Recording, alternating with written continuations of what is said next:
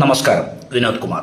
English ഭാഷയിൽ ഏറ്റവും പ്രധാനപ്പെട്ട 3 ഓക്സിലിയറി വേർബ്സ് ആണ് ഡു, ഡസ്, ഡിഡ് എന്നുള്ളത്. മെയിൻ വേർബ്സ് ആയിട്ട് വരുമ്പോൾ ഡൂവിൻ്റെയും ഡസിൻ്റെയും അർത്ഥം ചെയ്യുന്നു എന്നുള്ളതാണ്. ഡിഡ് എന്നുള്ളതിൻ്റെ അർത്ഥം ചെയ്തു എന്നുള്ളതും. പക്ഷേ ഓക്സിലിയറി വേർബ്സ് ആയിട്ട് വരുമ്പോൾ അതിൻ്റെ ഫങ്ഷൻസ് മറ്റുള്ളതാണ്.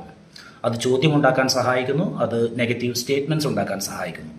ഇനി എങ്ങനെയാണ് ഈ ഡു, ഡസ്, ഡിഡ് എന്നീ 3 ഓക്സിലിയറി വേർബ്സ് ചോദ്യമുണ്ടാക്കാൻ സഹായിക്കുന്നത് എന്ന് നോക്കാം.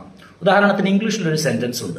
I visit temple every morning. ഞാൻ എല്ലാ ദിവസവും രാവിലെ അമ്പലത്തിൽ പോകാറുണ്ട്. അതിൻ്റെ ചോദ്യം, നിങ്ങൾ എല്ലാ ദിവസവും രാവിലെ അമ്പലത്തിൽ പോകാറുണ്ടോ എന്നുള്ളതാണെങ്കിൽ അതെങ്ങനെ ഉണ്ടാക്കാമെന്ന് നോക്കാം. ലോകത്തിലുള്ള എല്ലാ മെയിൻ വേർബിൻ്റെ ഉള്ളിലും ഡു വ്യത്യസ്ത ഫോമുകളിലായിട്ടുണ്ട്. ഇവിടെ മെയിൻ വെർബ് എന്ന് പറയുന്നത് വിസിറ്റ് ആണ്. വിസിറ്റിൻ്റെ ഉള്ളിൽ ഡു ഉണ്ട്. അതുകൊണ്ട് വിസിറ്റിനെ ബ്രേക്ക് ചെയ്ത് ഡു പുറത്തേക്ക് എടുക്കുക. Visit is equal to do visit. Play is equal to do play. Think is equal to do think.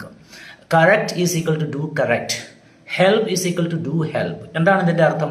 എല്ലാ മെയിൻ വേർബ്സിൻ്റെ ഉള്ളിലും ഡു ഉണ്ട് എന്നുള്ളതാണ്. അത് സിംഗുലർ ആണെങ്കിൽ ഡസ് ആവാം, അത് പാസ്റ്റിലാണെങ്കിൽ ഡിഡ് ആവാം.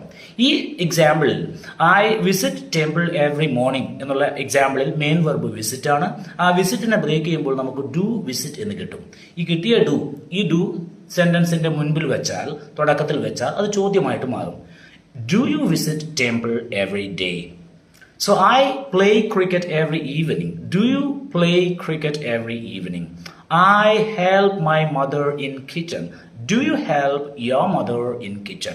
ഇങ്ങനെ മെയിൻ വെർബിനെ ബ്രേക്ക് ചെയ്ത് അതിൽ നിന്ന് ഡു ആണെങ്കിൽ ഡു, അല്ലെങ്കിൽ ഡസ്, അല്ലെങ്കിൽ ഡിഡ് എന്നിവ പുറത്തെടുത്ത് അത് ആ സെന്റൻസിന്റെ മുമ്പിൽ വെച്ച് കഴിഞ്ഞാൽ, പിന്നീട് അങ്ങോട്ട് എഴുതി കഴിഞ്ഞാൽ അത് ചോദ്യമായിട്ട് മാറും എന്നുള്ളതാണ്. So this is how you need to make the questions using do, does and did. Thank you very much.